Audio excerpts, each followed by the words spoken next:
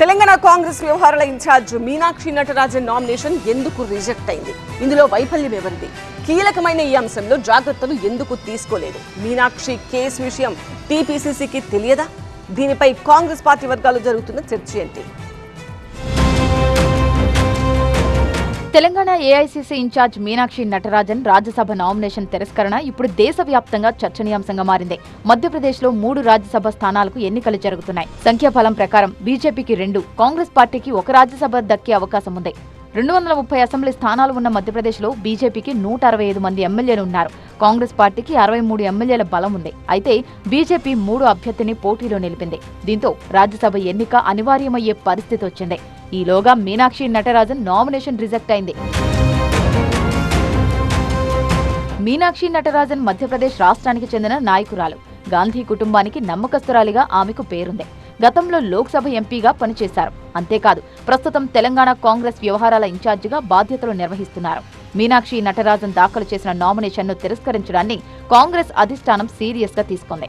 దీనిపై కేంద్ర ఎన్నికల సంఘానికి ఫిర్యాదు చేసింది. అటు సుప్రీంకోర్టులోనూ పోరాడుతోంది. మరోవైపు బీజేపీ రాజ్యసభలో బలం కోసం కుట్ర చేసింది అంటూ కాంగ్రెస్ ఆరోపణలు చేస్తోంది. 2022లో ఓ కార్పొరేట్ ఉద్యోగిని కాంగ్రెస్ నేత కుంభం శివకుమార్ రెడ్డిపై వేధింపులు, బెదిరింపుల ఆరోపణలతో ఫిర్యాదు చేసింది. ఆ సమయంలో మీనాక్షి నటరాజన్ పేరు కేసులో లేదు.